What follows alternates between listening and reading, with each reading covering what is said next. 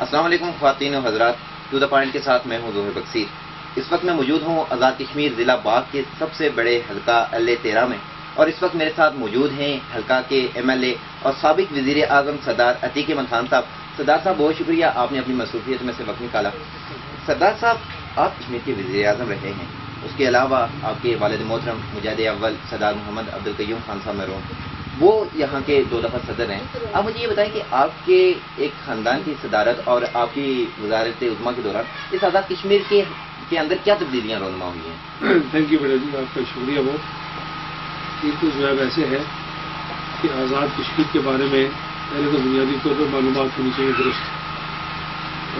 یہ آزاد کشمیر میں جو لوگ حکومت آزاد کشمیر کہتے ہیں یا آزاد حکومت کہتے ہیں، یہ نامنکلیچر ہی ٹھیک نہیں ہے۔ اس کا جو کریکٹ نامنکلیچر ہے وہ Azad government of the state of Jammu and Kashmir ہے۔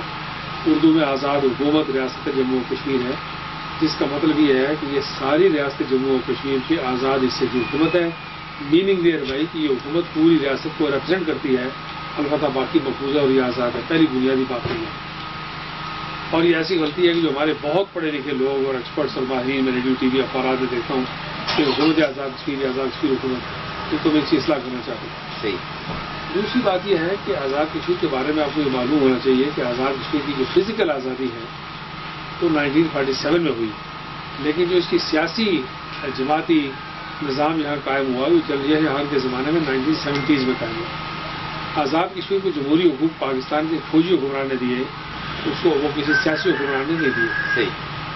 70 میں پہلی مرتبہ 1970 میں رائٹ آف ووٹ ملا اور رائٹ آف الیکشن ملا۔ تو اس وقت پریزیڈینشیل سسٹم کے تحت الیکشن ہوئے، پاکستان کے انتخابات میں ذوالفقار علی بھٹو کامیاب ہوئے، اور آزاد کشمیر میں سردار محمد عبدالقیوم خان صاحب، غازی ایم ایل اے سردار محمد رحیم خان صاحب، کیش خورشید صاحب، یہ بڑے بڑے لوگ الیکشن میں تھے، اور سردار عبدالقیوم خان صاحب بھاری ایکسس سے کامیاب ہوئے۔ یہ جب 1970 میں کامیاب ہوئے، اس وقت آزاد کشمیر کی حالت یہ تھی کہ آزاد کشمیر کا لٹریسی ریٹ 6% تھا۔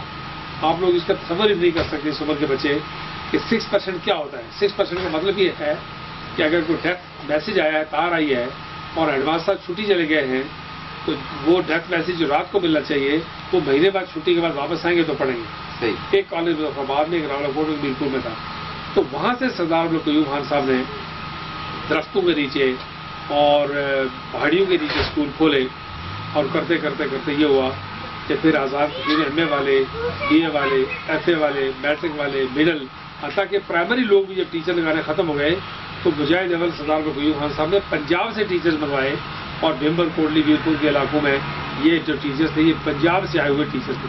آج آپ انجینئر اور ڈاکٹرز منگواتے ہیں، انہوں نے پرائمری ٹیچرز اور جونیئر ٹیچر پنجاب سے منگوائے۔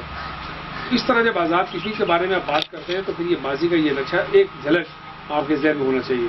اور انہوں نے 74 اور 75 میں یہ جو بکروال برادری ہے، نومیڈ جنہیں انگریزی میں آپ کہتے ہیں خانہ بدوش، ان کے لیے موبائل ٹیچر، موبائل کاری اور موبائل پیرامیڈکس رکھے تھے۔ آج یورپ اور امریکہ میں یہ سسٹم موجود ضرور ہے لیکن 100% نہیں ہے۔ آزاد کشمیر میں 74 اور 75 کے بجٹ میں 100% یہ سسٹم موجود تھا کہ بکروال برادری 6 مہینے کے لیے سردیوں میں جب پنجاب جاتی تھی تو ان کے سارا کور موجود تھا، ایجوکیشن کا، ہیلتھ کا اور کاری کا، اور جب گرمی میں بابو سے ٹاپ جاتے تھے یہ موجود تھا۔ تو یہ وہاں سے آہستہ آہستہ بلڈ اپ ہوتے ہوتے آئے ہیں۔ اس کو سامنے رکھ کے جب آپ کہتے ہیں تو پھر یقیناً مجاہد اول کئی مرتبہ صدر رہے، کئی مرتبہ وزیر اعظم رہے، میں 2 مرتبہ ماضی میں وزیر اعظم رہا ہوں۔ آزاد کشمیر میں رولنگ جو اولڈسٹ پولیٹیکل پارٹی ہے 1932 میں بننے والی سیاسی جماعت، آج جموں و کشمیر مسلم کانفرنس، اس کو پریزیڈنٹ ہوں۔ 6-7 مرتبہ لوگوں نے مجھے ووٹ دیے، میں ممبر اسمبلی الیکٹ ہوا ہوں۔ تو اب آپ کا سوال یہاں سے آ گیا، شروع کریے۔ تھوڑا سا میں نے کوئک بیک گراؤنڈ آپ کو دے دیا، میں ڈیٹیل میں نہیں گیا۔ یہ صورتحال۔ سردار صاحب، آپ کی پارٹی ناکام ہوئی ہے، آپ اس ناکامی کی وجہ کیا سمجھتے ہیں؟ پہلی تو بات یہ ہے کہ انڈر ڈیولپنگ کنٹریز سے لے کے ہائیلی ڈیولپڈ کنٹریز تک، سویلائزڈ نیشنز تک کسی پارٹی نے یہ ٹھیکہ نہیں لیا ہوگا سے، لیکن مسلم کانفرنس کا ہارنا ایک خاص بیک گراؤنڈ رکھتا ہے، اور وہ بیک گراؤنڈ یہ ہے کہ سب سے پہلے یہ پارٹی 1946 میں 1946 کے الیکشن میں Muslim Conference did not used to be one of the parties, it was the party of the state of Jammu and Kashmir, having 100% seats reserved for the Muslims in Jammu and Kashmir۔ ایک تو یہ معلوم ہونا چاہیے کہ پورا سارے کا سارا جو ہے وہ اسٹیٹ کی ایک وقت ایسا تھا 1946 میں پاکستان بننے سے 1 سال پہلے کہ 21 نشستیں مسلمانوں کی جو اس پارٹی کے پاس تھی. دوسری بات یہ ہے کہ یہ جو الیکشنز ہیں یہ اس کا سلسلہ تو دیر سے شروع ہوا لیکن پارٹی کی توڑ پھوڑ کا سلسلہ پہلے سے شروع ہو گیا. ہمارے پہلے صدر شیخ محمود عبداللہ تھے. صحیح. اور شیخ محمود عبداللہ کو دہلی سرکار نے مسلم کانفرنس سے الگ کیا اور نیشنل کانفرنس بنائی. اور جب مسلم کانفرنس کو پہلی بار انہوں نے توڑا تو یہ جماعت جو ہے اس کے بارے میں شیخ محمود عبداللہ نے توڑی تو ڈاکٹر علامہ اقبال نے کہا کہ توڑ اس دست جفا کیش کو یارب جس نے روح آزادی کشمیر کو پامال کیا. تو علامہ اقبال کی زبان میں مسلم کانفرنس کو روح آزادی کشمیر کہا گیا. اس کے بعد پاکستان بننے کے بعد یہ جماعت غازی ملت سردار محمد رحیم خان صاحب کے ہاتھوں ٹوٹی, کے ایس خورشید صاحب کے ہاتھوں ٹوٹی, پھر دوبارہ 70s میں غازی ملت کے ہاتھوں ٹوٹی, 50s 60s میں باقی لوگوں کے ہاتھوں ٹوٹتی رہی, پھر سردار صدر یار خان صاحب کے ہاتھوں ٹوٹی, بھٹو صاحب کے ہاتھوں ٹوٹی, پھر نواز شریف صاحب کے ہاتھوں ٹوٹی, پھر جماعت اسلامی کے ہاتھوں ٹوٹی. آپ یہ دیکھیں کہ جتنی جماعت ابھی ماضی میں بنی ہیں, 2 جماعتیں خاص طور پر مسلم لیگ کے لیے قائد اعظم علیہ رحمان نے کہا کہ سارے یونائٹڈ انڈیا میں 565 ریاستوں میں مسلم لیگ بنا دو, کشمیر میں مسلم کانفرنس ہے. یہ قائد اعظم نے کہا؟ جی, قائد اعظم جو کشمیر گئے 4 مہینے ہمارے مہمان رہے اور انہوں نے کہا کہ سارے متحدہ ہندوستان میں جہاں جہاں ممکن ہوگا مسلم لیگ بناؤں گا, لیکن ریاست جموں و کشمیر واحد ریاست ہے 565 ریاستوں میں جس کو انہوں نے ایکسیپٹ کیا اعلانیہ کہ یہاں پر مسلم لیگ نہیں بنے گی. چنانچہ قائد اعظم کی اس کشمیر پالیسی میں کشمیریوں کے تشخص کو برقرار رکھنا اور مسلم کانفرنس پر اعتماد کرنا ریاستی پارٹی ہونے کے اعتبار سے یہ اس پالیسی کی بنیاد تھی. بعد میں جب جماعت اسلامی لوگ بنانے لگے 8 سال تک مسلسل سید عبداللہ مودودی جب تک معاملات کے انچارج تھے انہوں نے نہیں بننے دیا. جب وہ اسٹیپ ڈاؤن کیے تو 9ویں سال جا کے تو آزاد فیروز جماعت اسلامی بنی. پیپلز پارٹی بنی تو ممتاز راٹھور, پیر علی جان شاہ صاحب, یہ تمام لوگ جو مسلم کانفرنس کے ٹکٹ پر الیکٹ ہوئے تھے ان کو یہاں سے اٹھایا گیا. جماعت اسلامی بنی تو ملا عبد الباری صاحب جن کا تعلق گلگت بلتستان سے تھا وہ مسلم کانفرنس کے نائب صدر تھے, ان کو یہاں سے اٹھا کے جماعت اسلامی کا پہلا امیر بنایا گیا. غور کرتے جائیں. اس کے بعد پھر شملہ معاہدہ ہوا, بھٹو صاحب نے پیپلز پارٹی بنائی, پھر جماعت اسلامی بنی, پھر نون لیگ بنی, نواز لیگ بنی. نواز لیگ بہت عرصہ تک میاں محمد نواز شریف بہت عرصہ تک جو ہے وہ مسلم کانفرنس کو قائد اعظم کی پالیسی کے مطابق اپنی جماعت سمجھتے رہے. نیلا پٹ کے مقام پر وہ آئے اور as a leader of the opposition انہوں نے پاکستان کے ایٹمی پاکستان ہونے کا پہلا باضابطہ اعلان نیلا پٹ کیا تھا. انہوں نے کہا تھا کہ میں اعلان کرتا ہوں سابق وزیر اعظم کی حیثیت سے کہ پاکستان ایک نیوکلیئر پاور ہے. یہ باضابطہ پہلا اعلان نیلا پٹ سے ہوا. اب نیلا پٹ میں امام کعبہ بھی آتے رہے, دنیا کی باقی لیڈرز آتی رہی. یہ جو اس کے بعد پھر یہاں پر میاں محمد نواز شریف صاحب نے اس کو توڑا, سردار سکندر یار خان صاحب کو اور ان لوگوں کو استعمال کیا. لیکن پھر آپ دیکھیں تیسری بار آپ دیکھیں کن لوگوں کو لے کے گئے. راجہ فاروق حیدر خان کو لے کے گئے, وہ آخری الیکشن میں میرے دستخطوں سے ملنے والے ٹکٹ پر جیتے تھے. سردار سکندر یار خان صاحب کو لے گئے, آخری ٹکٹ بھی جو ہے وہ ان کا بیٹا مسلم کانفرنس کے ٹکٹ سے الیکشن جیتا تھا. وہ آخری الیکشن ایم سی کے الیکشن سے ٹکٹ سے جیتے تھے. جب بھاگ گئے نون لیگ میں تو ہار گئے, پوری طرح ہار گئے. تو پوری ایک لائن لگی ہوئی ہے, ڈاکٹر نجیب نکی مسلم کانفرنس, طارق فاروق چودھری مسلم کانفرنس. تو یہ پوری ایک لائن دیکھیں, سردار یعقوب خان کو پیپلز پارٹی لے گئی, وہ مسلم کانفرنس پہلی بار ہی مسلم کانفرنس الیکشن جیتے. تو ہر شخص نے, اب آپ کے سوال کا جواب آسان ہو جائے گا کہ ہماری بھی ناراضگی ہو سکتی ہے, لیکن یہ ہر شخص نے مسلم کانفرنس کو کیوں توڑا؟ پیپلز پارٹی بھی اسی پر حملہ آور. یہی میں پوچھ رہا تھا. ہاں, یہ تو خوبصورتی ہے, یہی تو بیوٹی ہے کہ ساگر کے گرد گھومتی ہے ساری کائنات کہ ہر ایک کو کیوں ٹکرانا پڑا. اس لیے کہ مسلم کانفرنس ریاست کی آواز ہے, مسلم کانفرنس جموں و کشمیر کی آواز ہے. کشمیر کے تشخص پر کبھی پہرے داری نہیں کر سکتی. علاقے پاکستان کی دائی ہے لیکن انضمام کی بات نہیں کرتی, صوبہ بنانے کی بات نہیں کرتی, بجٹ کی بات نہیں کرتی, انیکسیشن کی بات نہیں کرتی. وہ بات کرتی ہے کہ اپنی آئیڈینٹی کو قائم رکھے, پاکستان کے ساتھ ہلاک کریں گے. گلگت بلتستان پر بالکل ایک ناقابل تردید موقف رکھتی ہے. ماہرین جموں و کشمیر کے بارے میں انتہائی سخت موقف رکھتی ہے کہ ان کو کسی صورت اپنے سے علیحدہ نہیں کیا جا سکتا. کشمیری تارکین وطن کے بارے میں مسلم کانفرنس اپنے خاص موقف رکھتی ہے. ریاست کے مذہبی تشخص کے بارے میں ایک تشخص رکھتی ہے. غیر مسلموں کے بارے میں خصوصی احترام کے جذبات رکھتی ہے. بین الاقوامی تعلقات پر اپنا خصوصی نقطہ نظر رکھتی ہے. اس وجہ سے کہ وہ اپنی رائے رکھتی ہے, اس کو بیچ میں ڈیمالش کرنے کے لیے, کمزور کرنے کے لیے یہ حملہ کیا جاتا ہے. اب یہ ماضی قریب کا جو الیکشن ہوا, یہ جو 1 سال پہلے الیکشن ہوا 2016 میں, اس الیکشن میں آپ دیکھیں وزیر اعظم پاکستان درکوٹ کے گلی کوچے میں پھرے، صحیح، شہباز شریف صاحب درکوٹ کے گلی کوچے میں پھرے. میرے مقابل جو امیدوار تھے، جو پارٹی الیکشن لڑ رہی تھی، ایک ہی وقت میں ایک ایک امیدوار کو پیپلز پارٹی کی، جماعت اسلامی پاکستان کی، نواز لیگ کی امداد حاصل تھی. خیر اسی وقت انٹیلیجنس بیورو پاکستان کا بدترین، وہ آج ڈی آئی بی جو ہے وہ آج چوروں اور ڈاکوں کی طرح سپریم کورٹ کی عدالت میں اور انصاف کی عدالت میں بیٹھا ہوتا جو ڈی آئی بی تھا. نادرا، کشمیر کونسل، حکومت پاکستان، ڈی آئی بی اور انٹیلیجنس بیورو اور پی ٹی وی کا اس لیے میں ذکر کر رہا ہوں.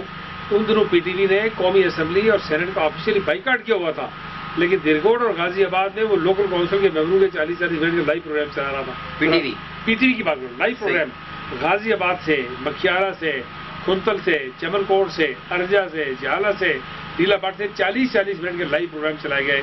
اور میاں صاحب بار بار تشریف لے آئے، شہباز صاحب تشریف لے آئے، لاؤ لشکر آیا. اور دلچسپ بات آپ کو بتاؤں بیٹا جی، دلچسپ بات یہ ہے کہ جس سے یہ سارا لشکر گیا ان کو ملنے کے لیے میاں نواز شریف صاحب کو، تو ان کا خیال تھا کہ بڑے گلے لگائیں گے اور بڑے چومے چاٹیں گے ہمیں کہ مار کے آئے ہو. تو کہتے ہیں کہ میاں صاحب کے پاس گئے تو ان کے منہ شوں اترا ہوا تھا چہرہ. تو انہوں نے کہا جی کمال ہے، ہم تو بڑا میدان مار گیا ہے. انہوں نے کہا نہیں، وہ درکوٹ والی سیٹ تو نہیں ملے گا. اب مطلب جو آدمی پاکستان میں 2 تہائی ایک سیٹ کا وزیر اعظم ہے، اس کی پیٹ میں اگر یہ مروڑ پڑے ہوئے ہیں، اور میرا ان سے کیا جھگڑا ہے، میرا احترام کا رشتہ ہے. آج بھی ان کے لوگوں کے ساتھ میری لیکس لیک ہے، تعلق واسطہ ہے. مسئلہ کیا ہے؟ مسئلہ یہ ہے کہ کشمیر پر انہیں پتہ ہے کہ عتیق خان اگر زندہ ہوگا، جیل میں بھی ہوگا، تو اس کے اوپر سے آسانی سے گزرا نہیں جا سکتا. یہ ان کو تکلیف ہے. ان کو پتا ہے کہ سجن جندال کا ذکر کس سے کرنا ہے، انہیں پتا ہے کہ اجیت ڈوبھل کا ذکر کس سے کرنا ہے، انہیں پتا ہے کہ نریندر مودی کا ذکر کس سے کرنا ہے، انہیں پتا ہے کہ رمضان شوگر مل میں 40 جو لوگ بیٹھے ہوئے ہیں راک ایجنٹ، ان کا ذکر کس سے کرنا ہے، انہیں پتا ہے کہ ادیبیا کا ذکر کس سے کرنا ہے، انہیں پتا ہے کہ ان کی جو کھاٹمنڈو میں اور ان کی جو جنیوا میں اور ان کی جو کینیڈا میں میٹنگز ہوئی ہیں اس کا زیادہ بہتر احوال کون جانتا ہے. انہیں اس بات کا پتہ ہے کہ چائنیز نے تو ابھی بات کی ہے، لیکن 1 سال کے اخبارات آپ پڑھیں میں اس بات کا گواہی ملے گی کہ میں نے کہا کہ یہ سی پیک میں ان کی کوئی دلچسپی نہیں ہے. سی پیک میں ان کی دلچسپی کویشچن کھانا ہے. آج چائنیز نے ثابت کر دیا کہ millions and billions of dollar جو ہے یہاں سے لوٹ کے لے گئے. اور چائنیز ایس سی سی پی کے کہنے پر اسلام آباد کی ایس سی سی پی نے تحقیق کی ہے اور پتہ لگا ہے جناب کہ وہ پیسے کئی ملین ڈالر جو وہ کھا گئے. تو یہ جو میرا آرگومنٹ بڑا آسان تھا، میں آپ کو بھی سمجھانے کے لیے کہہ دیتا ہوں. میں یہ پوچھتا ہوں کہ جو آدمی ہندوستان کے ساتھ کھلے دل سے تجارت کرنا چاہتا ہے، وہ چائنا کے ساتھ، جو چائنا عزیز دشمن ہے اور ہندوستان چین کا عزیز دشمن ہے، اس کے ساتھ کیوں محبت سے کام کرے گا؟ سیدھی بات ہے، اسے پیسے کھانے کے لیے کرے گا. تو میاں صاحب کسی صورت اور نواز لیگ جو ہے وہ اتنی بڑی طاقت، دیکھیے آپ اس سے آگے جائیں. میرے پاس 3 سیٹیں، صحیح، مجھے پی ٹی آئی نے 2 سیٹیں اور دے دی، ہم 5 سیٹیں ہو گئے. پیپلز پارٹی کے پاس 2-3 سیٹیں تھیں. لیڈر آف دی اپوزیشن کے لیے لکھا ہوا شاہ غلام قادر صاحب کے پاس پڑا ہوا ہے، اسپیکر کے پاس. انہوں نے میرا راستہ روکنے کے لیے راجہ فاروق قادر صاحب جو بہت میرٹ کی بات کرتے ہیں، انہوں نے اپنا ذاتی ووٹ پیپلز پارٹی کی خاتون کو دیا. سینئر وزیر نے اپنا ووٹ پیپلز پارٹی کی خاتون کو دیا. اس کے ساتھ جو تیسرا سینئر آدمی ہے پارٹی کو، اس نے ووٹ دیا. اور وزیر اعظم اور سینئر وزیر نے ووٹ دے کے میرے مقابلے میں پیپلز پارٹی کی خاتون بنوا کے پیپلز پارٹی کے بندے پورے کر کے مجھے قائد حزب اختلاف نہیں بننے دیا. اس سے آپ اندازہ لگائیں کہ کس قدر خوفزدہ ہے کہ ٹوٹی ہوئی مسلمانوں سے آپ سمجھ لیں، کمزور مسلمان آپ سمجھ لیں. اسمبلی میں ہم نہیں ہیں، اسمبلی کوئی معیار نہیں ہے. اسمبلی صرف ان جماعتوں کے لیے معیار ہے جو پہلے اسمبلی بنی ہے اور وہ اسمبلی کے نتیجے میں بنی ہے. لیکن جن کو حکومت نے بنایا ہے ان کے لیے حکومت معیار ہے، جن کو اسمبلی نے بنایا ہے ان کے لیے اسمبلی معیار ہے. لیکن ہم 1932 میں بنے ہیں، اسمبلیز 40s میں بننے شروع ہوئی ہیں. ہم پہلے بنے ہیں، وجود میں آئے. ہم نے پہلے نظریہ اور عقیدہ دیا ہے. کشمیر بنے گا پاکستان. آج مجاہد اول سردار قیوم خان منو مٹی کے نیچے غازی آباد میں لیٹے ہوئے ہیں. تو آج سری نگر میں 2-2, 4-4 لاکھ نوجوان نعرے لگاتا کشمیر بنے گا پاکستان کا نہیں کرتا. بالکل. تو یہ آپ دیکھیں نا کہ مطلب لوگ کس طرح تاریخ میں زندہ رہتے ہیں اپنے نظریے کے ذریعے، عمل کے ذریعے، فکر کے ذریعے. آج سردار قیوم خان کا کشمیر بنے گا پاکستان کا نعرہ سارے مقبوضہ جموں کشمیر گونج رہا ہے. اور سری نگر سے لے کے کشمیر سے لے کے کراچی تک میر اعظم عمر فاروق، سعید علی گیلانی اور یاسین ملک سے لے کے پاکستان کے صدر وزیر اعظم قومی چیف تک سردار قیوم خان کا دیا ہوا نعرہ شوق سے لگاتے ہیں، احترام سے لگاتے ہیں. تو اس لیے مسلم گورننس کمزور نہیں ہے. یہ صرف کمزور ہوئی خدا نخواستہ جس طرح آپ کو نعرہ لگانے والا کوئی نہ ملے. ہارنا جیتنا کوئی معیار نہیں ہے، صرف عثمان صاحب کی طاقتور ہے. آج آپ پھر الیکشن کروا لیں، میں ٹیلی ویژن پر یہ کہنے کے لیے تیار ہوں کہ آپ 1 مہینے کے نوٹس پر پھر الیکشن کروا کے تیار ہیں. تمام جماعتوں کو اکٹھا کر رہے ہیں. ہم کو بڑی بات نہیں کرتے، اللہ سے معافی مانگتے ہیں، بہت گنہگار لوگ ہیں، کمزور لوگ ہیں. تمام جماعتوں کو اکٹھا کر دیں. مسلمان اکیلے الیکشن لڑنے کے لیے تیار ہے، ہم پھر الیکشن میں اترنے کے لیے تیار ہیں. سر آپ اتنے کانفیڈنٹ ہیں کہ آپ نے ایک چیلنج کر دیا ہے. آپ مجھے یہ بتائیے کہ آپ نے نواز شریف صاحب کی بات کی کہ وہ درکوٹ میں آئے، چپے چپے پہ انہوں نے تقاریر کی اور پی ٹی وی نے ان کو، آپ نے خود دیکھا نا، میرے کہنے کی کیا بات ہے. بالکل پی ٹی وی نے ان کو بھرپور کوریج دی.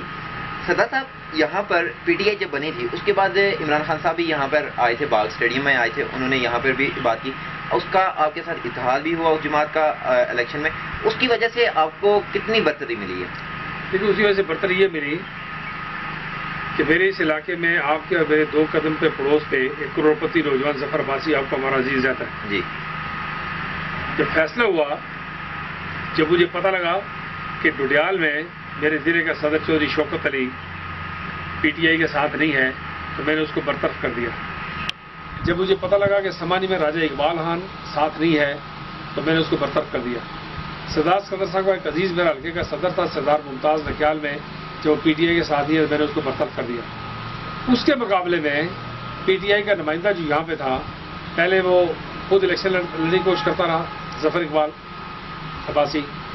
جب وہ الیکشن نہیں لڑ سکا تو اس سے پھر جماعت اسلامی کی کھل کے میجر لطیف صاحب کی سپورٹ کی میرے مقابل تھے. صحیح. اور بعد میں پھر وہ واپس آج اس وقت پی ٹی آئی کا کرتا رہتا ہے. اس سے آپ اندازہ کر سکتے ہیں کہ میں پی ٹی آئی کے مخلص کارکنوں کا شکریہ ضرور ادا کرتا ہوں. لیکن عمران خان صاحب کے بی این کے بارے میں میری اپنی رائے ہے کہ وہ باغ آئے اور باغ آ کے میرے گھر میں کھڑے ہو کے کہتے ہیں کہ جب بیرسٹر سلطان محمود صاحب وزیر اعظم بنے گے اور 2 مہینے بعد ہم آزاد کشمیر میں انقلاب لے کے آئیں گے. تو بیرسٹر کبھی الیکشن نہیں آتا تھا، وہ ذاتی طور پہ آتا رہا. جب سے عمران خان صاحب کا سایہ اس کے سر پہ پڑا ہے، وہ بیرسٹر صاحب ساری زندگی سیٹ جیتتے رہے. پہلی بار سیٹ آ رہی ہے بری طرح. آن ریکارڈ یہ بات ناظرین موجود ہے کہ بیرسٹر سلطان محمود چودھری ہمیشہ کبھی نہیں ہارے وہاں سے، لیکن پہلی مرتبہ پی ٹی آئی کے جب وہ ٹکٹ سے لڑ رہے تھے وہ الیکشن ہارے. تو یہ میں کہہ رہا ہوں کہ پی ٹی آئی کی کرامات بھی اس سے زیادہ کوئی نہیں، کیونکہ میں پی ٹی آئی کے لوگوں کا ایک تو احترام کرتا ہوں. نمبر 2 یہ کہ سب میرے عزیز و کار میں ذاتی تعلق والے لوگ ہیں، بیرسٹر صاحب سے ذاتی تعلق ہے. لیکن میں نے آپ کو مثال دی ہے، میں آپ کو کیمرے کے سامنے کہا ہے کہ میں نے ضلع کا صدر معطل کر دیا، میں نے حلقے کی تنظیم معطل کر دی، سمانی کی نکیال کا حلقے کا صدر معطل کر دیا. لیکن پی ٹی آئی کے ظفر اقبال عباسی صاحب اپنا کام کرتے رہے. کروڑوں روپیہ میرے خلاف انہوں نے خرچ کیا. جماعت اسلامی میں چلے گئے تھے، اب واپس پی ٹی آئی میں آ کے تنظیم کر لی ہے. ان کو کسی نے پوچھا نہیں، نکالا نہیں. اس طرح کا ساتھ تھا میرے ساتھ، اور اس کی اب مزید تفصیلات آپ کو سمجھ سکتے ہیں. سردار صاحب آپ مجھے یہ بتائیے کہ آپ نے حلقہ LA13 غربی باغ کا سب سے بڑا حلقہ ہے، اس کی تعمیر نو کے حوالے سے کیا اقدامات کیے ہیں؟ دیکھیے جو ہے ویسے ہے کہ پہلی بات تو یہ کہ میں حلقے کا MLA ہوں، حلقے کا وزیر اعظم نہیں تھا. صحیح. آپ مجھ سے اگر بہتر بات یہ ہے کہ پوچھیں کہ آپ نے آزاد کشمیر کے لیے کیا کیا، تحریک آزادی کے لیے کیا کیا، مہاجرین جموں و کشمیر کے لیے کیا کیا، تارکین وطن کے لیے کیا کیا، تو میں آپ کو 20 باتیں بتا سکتا ہوں. میں آپ کو ایک بات یہ بتا سکتا ہوں کہ آج بوجی ڈیم کے لیے بے اپنا دباؤ ہے کہ آپ قرضہ نہیں لے سکتے 7000 میگا واٹ کا، کہ گلگت میں ہے، متنازع علاقہ ہے. میں نے اپنے دور میں میرپور میں 84 میگا واٹ کا private hydel world bank, Islamic development bank اور ایشین ڈیولپمنٹ بینک، 3 بینک سے کئی $100 ملین قرضہ اپنے پرائیویٹ آزاد کشمیر کے بزنس مین کو لے کے دے کے 84 میگا واٹ کا وہ چلوا دیا. نمبر 1. نمبر 2 میں نے میرپور میں غیر ملکی بینک برکلیز کی برانچ کھلوا دی تھی اپنے دور میں. 2. نمبر 3 میں نے دنیا کے ایک بڑے بینک ایشین ڈیولپمنٹ بینک کا لیزر آفس ظفر آباد میں قائم کروا دیا تھا. 3. اور نمبر 4 میں نے یونیسف کا ظفر آباد میں آفس کھلوا دیا تھا. 4 آپ کو انٹرنیشنل حوالے دیتا ہوں. کشمیر کے حوالے سے آپ پوچھیں تو میں آپ کو بتا رہا ہوں کہ میں نے مونٹی ویڈیو میں، یوراگوائے میں، جو لیٹن امریکہ کا ایک ملک ہے، اس ملک میں جا کے کانفرنس کی جس پورے ملک میں کوئی پاکستانی نہیں اور کوئی کشمیری نہیں ہے. ہمارے لوگ برمنگھم اور بریڈ فورڈ میں جا کے کرتے ہیں جہاں کہیں کہ لاکھ کشمیری آباد ہیں. میں نے یوراگوائے میں مونٹی ویڈیو میں میں نے اور ڈاکٹر غلام نبی فائی نے کانفرنس کی، اور اس ملک میں پورے آزاد کشمیر یا پورے پاکستان سے ایک سنگل پاکستانی بھی نہیں ہے. اس ملک میں بھی جا کے میں نے کانفرنس کی. گوگل سرچ کریں یوراگوائے کشمیر کانفرنس، آپ کو سب سے پہلی ہماری ملے گی وہاں. 2 بات. تیسری بات، آپ آزاد کشمیر کے بارے میں پوچھیں. ہو سکتا ہے ہلکے کے بارے میں کام زیادہ کی ہو میں نے، لیکن ایک آپ یہ دیکھیں کہ میں نے بھمبر کے پورے ضلع کو اس کی سڑکیں، نالیاں اور اس کے ہارڈ شولڈرز کر دیے، پورے کمپلیٹ ڈسٹرکٹ کو، ٹھیک ہو گیا۔ میں نے آزاد کشمیر میں بڑی سڑکوں کا ایک نیا نیٹ ورک کا نظام لیکن پہلے یہاں نہیں قائم کی۔ سب سے پہلے ٹائی والی سڑک، یہ جو پار والا حلقہ، اور اس وقت جو حلقہ ہارے ہوئے تھے، آزاد کشمیر کا سب سے پہلا منصوبہ ٹائی حلقہ پونچھ، ضلع پونچھ کی حلقہ نمبر 4 میں ارجا سے ڈالکوٹ 30 فٹ چوڑی سڑک شروع کی، لوگ مذاق کرتے تھے۔ میں نے اس کے بعد بھمبر کا پورا ضلع کر دیا، پھر ارجا باغ، ارجا راولا کوٹ، کوٹھی مظفر آباد 8 مقام، اور آپ کی اطلاع کے لیے مظفر آباد 8 مقام چائنیز کو لے کے آیا، اور ایسا ٹورزم کا کمال پروجیکٹ کیا کہ جب تک ہم نے وہ نہیں کیا تھا میکسیمم لوگ 50,000 جاتے تھے سیزن میں۔ پہلے سال میں نے سڑک مکمل کی تو 10,50,000 آدمی سرکاری اعداد و شمار کے مطابق اوپر گئے، دوسرے سال 14 لاکھ آدمی اوپر گئے ٹورزم۔ پھر اس علاقے میں ہم نے پبلک پرائیویٹ پارٹنرشپ کا قانون نافذ کیا۔ پھر ہم نے سب سے پہلے شاؤنڈر ٹنل جو استور کے ساتھ، اسکردو کے ساتھ، رٹو کے ساتھ اور چین کے ساتھ اوپر لنک کرنے والا ٹنل ہے، اس کو آج سی پیک تو آج ہوا ہے نا جی۔ مشاہد حسین سید صاحب مجاہد اول کو دیکھنے کے لیے قائد اعظم ہاسپٹل آئے۔ میں نے کہا سید صاحب آپ کو بہت مبارک ہو، کس بات کی؟ میں نے کہا سی پیک کی۔ سی پیک ہوا 2015 میں۔ میں نے ٹنل کی بنیاد 2005 میں وزیر اعظم بننے سے 1 سال پہلے بجٹ کمیٹی کے چیئرمین کی حیثیت سے 4 کروڑ روپے رکھے تھے، اس وقت بھی موجود ہیں اس کے ٹوکن پیسہ۔ صحیح۔ تو وہ مجھے کہنے لگے کہ آپ وہاں سے 10 سال آگے تھے، یعنی سی پیک 15 میں ہوا اور میں نے آزاد کشمیر اور گلگت بلتستان کے ٹنل کے لیے 2005 میں پیسے رکھے تھے۔ یہ آفیشیل بات بتا رہا ہوں، نوٹیفائڈ PND کے ڈاکومنٹ۔ پھر ہم نے ٹنل کا سلسلہ شروع کیا، فارمیسی سیکوسٹریشن پہ کیا کام ہو رہا ہے، اگر فوراً جواب دے جائے تو مجھے مل کے بتائیے گا کہ اس کو پتہ بھی ہے کہ فارمیسی سیکوسٹریشن کیا ہے۔ اس طرح ہم نے پلانٹیشن پہ بے پناہ کام کیا۔ اسکول کے بچوں کو کہا کہ اپنے والد کا، دادی دادے کے نام کا، جدی امجد کے نام کا پودا لگائیں اور دیکھیں کہ آپ کو خواب میں ملاقاتیں ہوتی ہیں کہ نہیں ہوتی ہیں، تو اللہ کا ذکر کرتے ہیں اور یہ ایک بخشش الگ ہوتی ہے اور انوائرمنٹ کو الگ کنٹریبیوٹ کرتا ہے۔ اس طرح بے شمار باتیں ہیں جو ہم کرتے رہے اور اللہ کا کرم ہے کہ آج وہ اس میں ہلکا بھی شامل ہے۔ آپ صدر صاحب آپ نے بے شک بہت زیادہ کام کروائے آزاد کشمیر کے حوالے سے، اور ایک جو مجموعی ہم نے ایک سروے کیا اس کے مطابق جو عوام کی رائے ہے وہ یہ ہے کہ آپ انٹرنیشنل لیڈر ہیں اور آپ ناقابل شکست ہیں، یہ تو عوام کی طرف سے تھی۔ لیکن سردار صاحب آپ کی جب میں نے اور میری ٹیم نے حلقے کا وزٹ کیا، وہاں کے کچھ لوگوں کی شکایتیں اگر میں آپ کے لیے عرض کر سکوں۔ پلیز سر، سب سے پہلے آپ کے گھر سے چند سو قدم کی دوری پر ایک ہاسپٹل موجود ہے، دہی مرکز صحت غازی آباد۔ 2005 میں اس کی بلڈنگ تباہ ہوئی تھی، اس کی بلڈنگ کا فنڈ منظور ہو چکا ہے، پروجیکٹ وہ منظور ہو چکا ہے، لیکن اس پہ کام نہیں شروع ہوا ہے، وہ کب تک شروع ہوگا؟ اور ساتھ میں سر PHQ ہاسپٹل دیرکوٹ انتہائی خوبصورت عمارت اور خوبصورت اور جدید مشینری کا راستہ ہے، لیکن وہاں پر عملے کی کمی ہے۔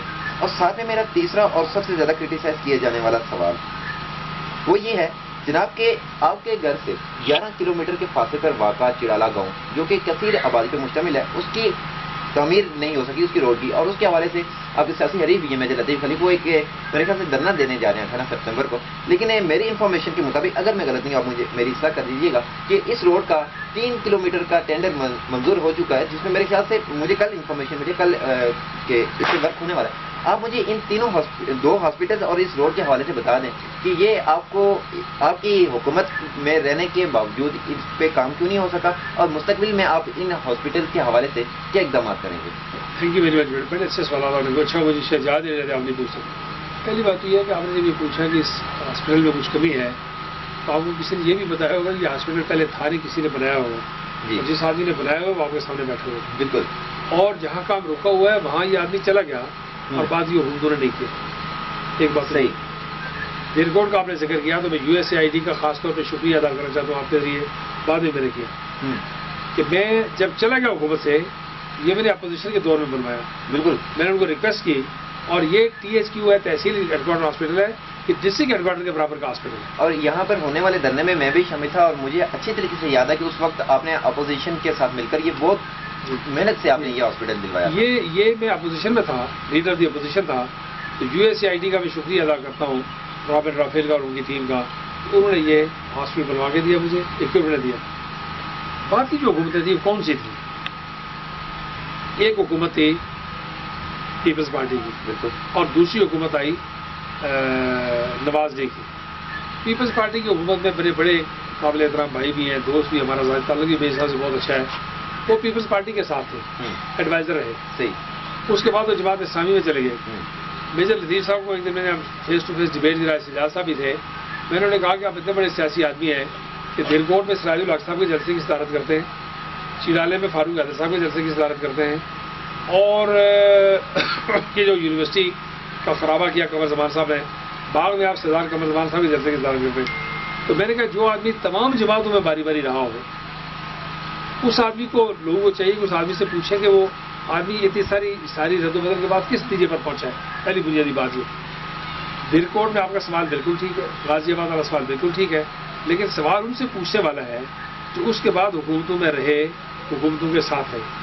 آج یہ بات پھر جماعت اسلامی سے اور میجر صاحب سے اور ان سے پوچھنے والی ہے کہ آج جس طرح نواز شریف صاحب شہباز شریف سے پولیس لے کے تو دھرنا دیتے ہیں لاہور میں، یہ میجر صاحب کا دھرنا بالکل اسی طرح کا ہے کہ جماعت اسلامی گورنمنٹ میں ہے، اتحادی جماعت ہے، تو مجھے نہیں پتا فاروق حیدر صاحب کے کہنے پہ کر رہے ہیں، اپنی مرضی سے کر رہے ہیں، چنابی صاحب کے کہنے پر کر رہے ہیں، تو یہ تو اسی کی بات ہے کہ بھائی آپ حکومت میں بیٹھے دھرنا کس کے خلاف دے رہے ہیں۔ 3 کلومیٹر میں نے منظور کروائی ہوئی ہے اللہ کے فضل سے، 10 کلومیٹر مزید اس پر انشاءاللہ کام شروع ہو جائے گا۔ 2 باتیں، سڑک ہم نے بنائی تھی، 3 باتیں، اس پر جاتے ہوئے میں 68 کروڑ روپیز چھوڑ کے گیا تھا، 68 کروڑ روپے چھوڑ کے گیا تھا جو بات روڈ پہ، جی یہ مطلب میں کچھ سیکرٹ بات نہیں، میں کیمرے میں آپ کو بتا رہا ہوں، 68 کروڑ روپے اپروڈ یہاں چھوڑ کے گیا تھا، جو پیسے یہاں سے انہوں نے اٹھا لیے صرف اس لیے اٹھائے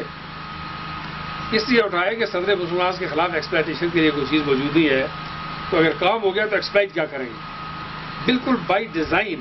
اور یہ تمام لوگ جن کا میں نام لیتا ہوں، ان سب کو شام کو آپ یعنی غربی باغ میں اپوزیشن نام کس چیز کا ہے، صرف اور صرف غازی آباد کے مجاہد عمل کے اس گھرانے کی مخالفت کا نام اپوزیشن ہے۔ یہاں کوئی اپوزیشن نہیں ہے، سب اپنے عزیز لوگ ہیں، سب اپنے رشتے دار ہیں، تعلق دار ہیں، چھوٹی جگہ، یعنی بالکل کلوز ڈور۔ میجر صاحب کی اور فاروق حیدر صاحب کی میٹنگ کے فوٹو آپ کی نظر سے سوشل میڈیا پہ گزرے، آپ نے دیکھے ہوں گے، ان دنوں کتنی ڈیبیٹ ملاقاتیں ہوتی ہیں۔ اس سے ہم اکٹھے تھے تو چڑالے میں تھوڑی سی فیس ٹو فیس چوک میں آ گئے تو ٹاک ہو گئی، تو میں نے انہیں کہا جی تراوی صاحب سے کہیں 4, 5, 6 کروڑ روپے ان کو مل چکا ہے، 1 کروڑ روپے تو دے دینا، آپ کو الیکشن میں ایسی مدد کرتے ہیں چڑالے کے لیے، اس میں کیا دقت کی بات ہے۔ پھر یہ کہ بشارت شہید ہمارا عزیز ہے، ان کی فیملی کے لوگوں کا تعلق جماعت اسلامی سے بھی ہے، 2 بھائیوں نے ایک گھر سے جا کے کشمیر کے لیے جان دی ہے، اس کے نام پر سڑک ہے، بالکل کیا دقت کی بات ہے کہ اس سڑک کے لیے اگر نون لیگ کی حکومت پیسہ دے دے، صرف اور صرف اس بات کے لیے کہ ایکسپلائٹیشن کے لیے۔ وہ میں شروع میں آیا تو مجھے ہجیرہ میں، ظفر آباد میں، راولا کوٹ میں کئی جگہوں پہ بڑی مزاحمت تھی، کئی جگہوں پہ علماء، کئی جگہوں پر نوجوان، کئی جگہ پر لوگ ہیں جب نیشنلسٹ ہیں، میں نے کہا میں خود بڑا پکا نیشنلسٹ ہوں، تو آپ مجھ سے بڑا نیشنلسٹ کون ہے؟ تو مجھے 2-4 مظاہروں کے بعد سمجھ میں آئی کہ ایک گروپ ایجیٹیشن کرتا ہے، ایک گروپ رکاوٹ ڈالتا ہے کہ کام نہ ہو، اسٹے کروا دیا جی اب یہ نہیں بنا سکتے، وہ نہیں بنا سکتے، اسی کا دوسرا بھائی پیچھے دوسرے گروپ میں ڈال لگے تھے، تو دیکھو جی پاکستانی فوج کام نہیں کر رہی ہے اور فوج کے خلاف نعرے لگا رہے، تو مجھے یہ بات بہت جلدی سمجھ میں آ گئی، تو ہم نے پھر تیزی کے ساتھ ہجیرے میں مظفر آباد میں کام شروع کروایا، علماء کو بلایا، نوجوانوں کو بلایا، مذاکرات کیے، یہ بالکل اس طرح کی اسٹریٹجی کا حصہ ہے۔ آپ یہ دیکھیں کہ میجر صاحب درجنوں بیانات دے چکے ہیں اخبار میں کہ راجہ فاروق حیدر خان صاحب بہت اپرائٹ آدمی ہیں، میرٹ والے آدمی ہیں، بہت ریئر آدمی ہیں، بہادر آدمی ہیں، وہ ان سے بہت متاثر ہوں، تو جس آدمی سے وہ بہت متاثر ہیں، جس سے بہت میرٹ کی بات کرتے ہیں، میں میجر صاحب کی ذاتی طور پر ان کی کوالٹیز کا احترام کرتا ہوں، میرا ان سے ذاتی تعلق بھی بہت اچھا ہے، خدا بھلا کرے، ان کا لحاظ کرتا ہوں، وہ میرا پورا لحاظ، ہمارا ایک دوسرے کا لحاظ احترام کے رشتے موجود ہیں۔ تو وہ معلوم کرنا چاہیے کہ جب وہ حکومت کے اندر ہے تو ایجیٹیشن کس کے خلاف کر رہے ہیں۔ ایجیٹیشن کرنے کا طریقہ تو یہ ہے کہ ظفر آباد ایوان وزیر اعظم کے سامنے دھرنا دیا جائے، تو یہ بات سمجھ میں آئے کہ حکومت کے خلاف دے رہے ہیں۔ صحیح، پارلی طرف اپنے لوگ ہیں، وہ پل پر بیٹھیں گے، تھوڑے یا بہت جو بھی لوگ لیں گے، باہر سے کوئی ایمبولینس رکے گی، کوئی مریض رکے گا، کوئی ہائے کرتا ہوا ہوگا، کوئی زچگی والی عورت رکے گی، کیا اس کے نتیجے میں سڑک بن جائے گی؟ سڑک بننے کا، لائم لائٹ میں آنے کا، پریس پہ اٹھانے کا طریقہ یہ ہے کہ 150 پہلے 10-15 آدمی لے کے جائیں، اور اپنی جماعت کے لیڈر 2 ممبر ہیں ان کے جو نواز لیگ کے ووٹ سے بنے ہیں، یعنی آپ میری خوش قسمتی، میں بد قسمتی تو نہیں کہتا، شکر ہے خدا کا کہ میں لوگوں کو اتنا دل پر خوف طاری ہوتا ہے کہ میرے خلاف وہ جماعت اسلامی کو بھی ووٹ دیتے ہیں، میرے خلاف پیپلز پارٹی نون کو بھی ووٹ دیتی ہے، نون کا وزیر اعظم پیپلز پارٹی کو بھی ووٹ دیتا ہے، سارے کے سارے اکٹھے ہیں اور اس کے باوجود دال نہیں کرنے بیچارے پریشانی میں پیش پا رہے ہیں۔ یہ جو کچھ ہے، اگر تو یہ سیریس بات ہے، سڑک جائز مطالبہ ہے، صحیح، میں بناؤں آپ بنانی چاہیے، صحیح، میرا بھی حق ہے اور سٹی گورنمنٹ کا بھی حق ہے۔ کہیں یہ نہیں لکھا ہوا، یہ پہلی حکومت ہے آزاد کشمیر کی کہ جس نے ڈیولپمنٹ فنڈ جو ہے وہ الیکٹڈ لوگوں کو چھوڑ کے باقی ہارے ہوئے لوگوں کو نہیں چھوڑ کے۔ یہ میں سوال یہ پیدا ہوتا ہے کہ اگر میں حلقے کی تعمیر و ترقی نہیں چاہتا تو یہ حلقے کے لوگ کوئی سادہ لوگ ہیں، تو میرے گھر سے کھاتے ہیں، میری زمین میں آباد ہیں، کہ جن کو پاکستان کا وزیر اعظم اور وزیر اعلیٰ دونوں مل کے مجھے ووٹ دینے سے نہیں روک سکتے، یہ تو سادہ لوگ ہیں، یہ تو دنیا کے عظیم لوگ ہیں، بلکہ میں اس حلقے میں آتا جاتا ہی کم ہوں، خوشی غمی میں نہیں شریک ہو سکتا۔ آپ یہ 700 ٹیچر ایجوکیشن کا ہڑتال کے اوپر ہے، نان گزٹڈ ہڑتال کے اوپر ہے، گزٹڈ ہڑتال کے اوپر ہے، 144 لگا ہوا ہے۔ آج اللہ کے فضل و کرم سے میں یہ بات کہنا ٹھیک نہیں ہے، لیکن میں مظفرآباد جاتا ہوں تو جتنے لوگ آپ نے ملتے ہیں اتنے ہی نون کے رولنگ پارٹی کے لوگ بھی آگے اتنے مل کے عزت احترام سے کلمات خیر کہہ کے چلے جاتے ہیں۔ تو یہ جو لوگ گھر سے کھاتے ہیں اور گھر سے کھا کر اگر آج عزت احترام سے یاد کرتے ہیں تو اس کا مطلب ہے کہ کوئی نہ کوئی بات اس کے پیچھے اللہ نے ان کے دلوں میں ڈالی ہوئی ہے، اللہ کی مہربانی کی وجہ سے۔ تو حلقہ اور غیر حلقے کا سوال ہی نہیں ہے۔ میری ذمہ داری یہ نہیں ہے کہ میں ووٹر کی سپورٹ کروں، میری ذمہ داری یہ نہیں ہے کہ میں اپنے بگانے کو دیکھوں، میری ذمہ داری یہ ہے کہ اگر میں حکومت میں ہوں تو میں جس خاتون کے سر سے گھڑا اتار سکوں یہ صدقہ جاریہ ہے، جس مریض کے لیے راستہ مار کر سکوں وہ صدقہ جاریہ ہے، جس بیمار کو ایمبولینس مہیا کر سکوں، یہ ساری ایمبولینس جائی جو آپ کو دیکھتے ہیں یہ میں خرید کے چھوڑ گیا تھا۔ جتنی پولیس کی نئی گاڑیاں آپ خریدتے ہیں تمام کی تمام 100% میں خرید کے چھوڑ کے گیا تھا، یہ میرے اپنے دور کی ہیں، کیونکہ میں مظفرآباد گیا بطور وزیر اعظم تو ایس ایس پی مظفرآباد نہیں تھا۔ میں نے کہا کیوں؟ انہوں نے کہا راستے میں گاڑی خراب ہو گئی۔ میں نے کہا ایس ایس پی دارالحکومت کی گاڑی خراب ہو گئی ہے؟ میں نے جب پتہ کیا اور پھر ہم زلزلے کے مارے ہوئے لوگ آئے ہوئے تھے، مشکل لگاتی ہے، پیس ٹائم نہیں تھا اور یہ بھی نہیں تھا کہ جی میری حکومت یہاں بھی اور مرکز میں بھی وہ حکومت۔ تو یہ جو الزامات ہیں میں ان کے بارے میں کچھ نہیں کہتا، میں یہ کہہ رہا ہوں کہ کسی بات کا ترجیحات میں ہونے اور نہ ہونے کا سوال کیا ہے، سوال یہ پیدا ہوتا ہے۔ مطلب ہے یہ جو علاقہ جس کا آپ ذکر کر رہے ہیں سڑک بنی ہے وہ میری نانک ہے، مجاہد اول کی نانک ہے، 2-3 پشتوں کی نانک چلی آ رہی ہے۔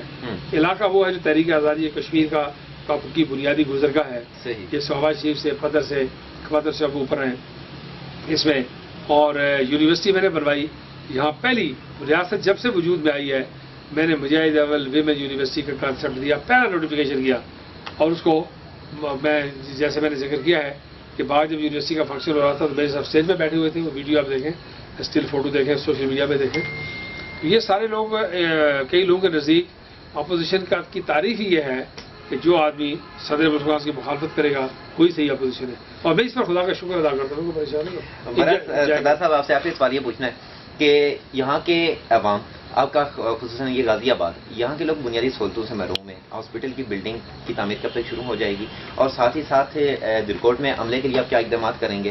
یہ وہ بنیادی باتیں ہیں سردار صاحب کی جن کے لیے ایک غریب آدمی بہت پریشان ہے۔ اب کب تک اپنی، چاہے آپ حلقے میں کام کریں نہ کریں، یا آپ نے وہ پہلے بھی بات کی، اپنی طرف سے اس حلقے کو کتنی سپورٹ کر سکتے ہیں اور کیا کریں گے؟ پہلی بات یہ سوال ہی ٹھیک نہیں ہے کہ حلقہ سہولتوں سے محروم ہے۔ ہم یہاں سے دیرکوٹ پیدل جاتے تھے، خود میں 2 سال تک یہاں سے 10-12 کلو کا بیگ لے کے صبح پہلے جاتے تھے، 6 بجے نکلتے تھے، اور شام کو سردیوں گرمیوں میں 12 میل روزانہ 6 میل جانا 6 میل آنا۔ یہ بات قطعاً 100% غلط ہے کہ سہولتوں سے محروم ہے۔ سہولتوں سے محرومی اگر آپ نے دیکھنی ہے تو 12 کو چلے جائیں اسلام آباد سے 6 کلومیٹر کے فاصلے پر، جہاں بجلی، پانی، سڑک، اسکول اور ہاسپٹل 5 بنیادی سہولتوں سے محروم درجنوں گاؤں آپ کو ملیں گے۔ یہاں دنیا کی تمام سہولتیں موجود ہیں، مثلاً ہاسپٹل بن گیا، اب اس میں پوسٹیں دینی ہے وہ گورنمنٹ دے گی، ہم کوشش کر رہے ہیں۔ صحیح۔ غازی آباد میں بلڈنگ بن گئی، اس میں پوسٹیں دیں گے۔ نہیں سر، غازی آباد میں بلڈنگ نہیں ہے، نہیں ساری بلڈنگ اپروڈ ہے، یہ بھی اپروڈ ہے۔ یہ جو ابھی ایک ہاسپٹل میں ہاسپٹل راجہ مغول خان صاحب نے تو اپنی بدلاؤ کے تحت وہاں جا کے مشینری دی ہے، تو یہ وہ ہاسپٹل ہے جو میں 100 بیڈ کا کروا کے گیا تھا۔ صحیح۔ جب میں چلا گیا ایشین ڈیولپمنٹ بینک کے تحت، بیسک پلان آپ دیکھیں، ان کے ریکارڈ میں دیکھیں، تو اس کو کاٹ کے انہوں نے 50 کا کر دیا۔